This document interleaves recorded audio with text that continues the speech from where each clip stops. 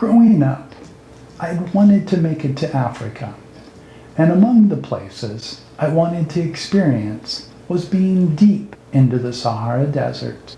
Years ago, I made it there by traveling overland through Europe, across the Straits of Gibraltar, down the coast of Morocco, over to the fabled city of Marrakesh, across the Atlas Mountains, and then hundreds of miles into the Sahara. I found myself in an oasis there. I stopped at a small, dark, dingy cafe. When I entered, an older Tuareg man signaled for me to join him at his table, and I did.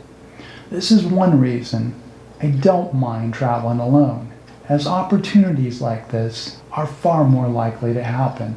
Of course, the negative is I have also drawn a great number of problems to myself, as I more easily become a target, but not in this case. The Tuareg are known as the Blue People. Their clothing has been beautifully dyed with indigo, and the indigo stains their skin blue. They founded the storied and mystical city of Timbuktu in the year 1100, but are primarily nomads and trade throughout North Africa. In their language, they call themselves Imohar, or Free People. Famed Greek historian, geographer, and traveler Herodotus wrote about the Tuareg nearly 2,500 years ago. Little is known about them by anthropologists because of the isolation of the region they roam.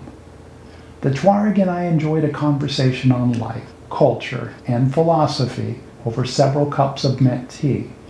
I only knew a few words of his native language, Tamashek, so we spoke in a combination of French, Arabic, along with a little English he had learned.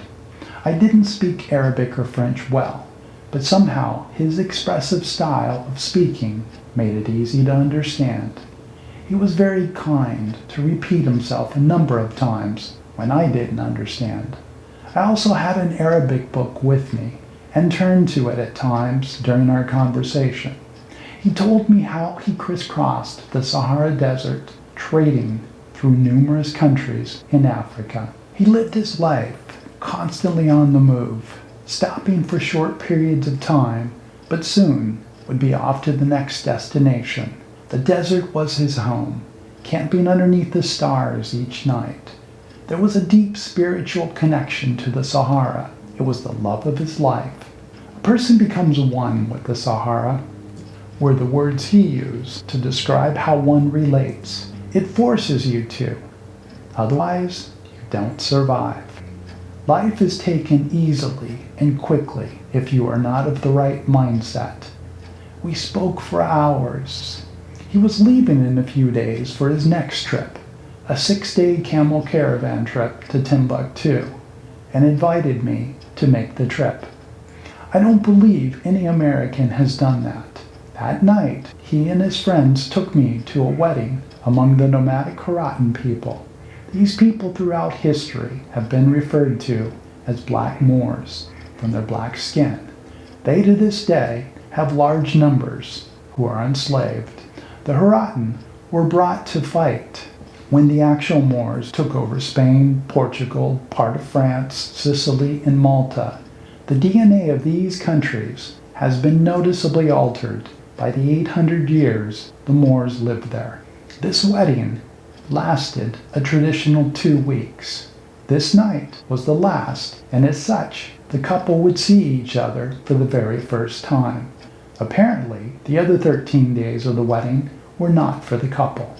They both seemed lost and overwhelmed by the whole thing. More eyes were on me, as I was the strange alien there. The expressions were of shock. I don't think they were aware that people like me existed in the world.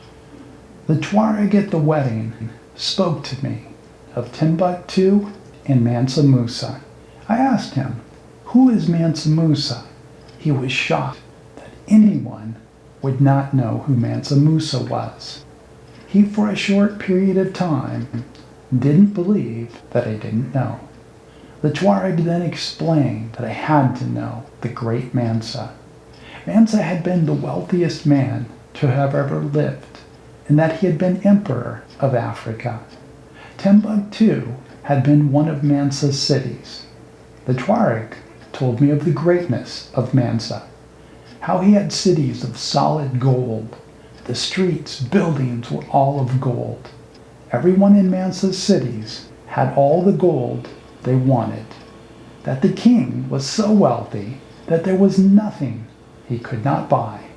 He could have owned the whole world, the stars, the moon, and all of existence if he wanted. The Tuareg conveyed this with such passion, grand gestures, pride, and a storytelling ability that by itself would have had me listening to anything he said.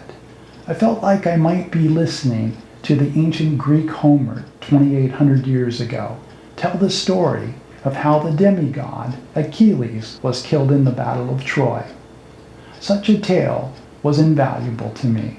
It is one of the reasons I enjoy traveling among traditional cultures, to learn of their culture, their tales, to understand their philosophies and way of life. The Tuareg said in Timbuktu he would show me some of Mansa's buildings. The next couple of days, I met with the Tuareg and his friends. They had been told about my lack of knowledge of Mansa, which they too couldn't understand how I didn't know who Mansa was. I think telling them I didn't know Mansa was the equivalent of telling them I didn't know how to eat. It just didn't make sense. Each of them had to make sure I understood the importance of Mansa and would cite this in a grand explanation. Their storytelling abilities were every bit as exaggerated as the first Tuareg. I was expecting them to tell me he was 100 feet tall, could fly to distant stars, and would defeat armies single-handedly. But apparently, he was just wealthy. Some years later, I stumbled upon a book on the kingdom of Mali, and sure enough, there was Mansa Musa. I could only smile thinking back to the enthusiasm that the Tuareg had in telling me the story of Mansa. As it turned out, the Tuareg didn't exaggerate that much. Mansa was, by most accounts, the wealthiest man to ever lived. The kingdom of Mali controlled the gold and salt supply to the Middle East and to Europe. In the next episode, I will tell of the kingdom of Mali. The following episode will be on Mansa Musa, and maybe even more interesting, his uncle, who was a king before him. Then I will have an episode on my invitation to travel to Timbuktu and through North Africa on a caravan, and a separate one on a few-day hike alone in the Sahara. Thank you so much for watching. Please support the channel by subscribing and liking. See you in the next episode.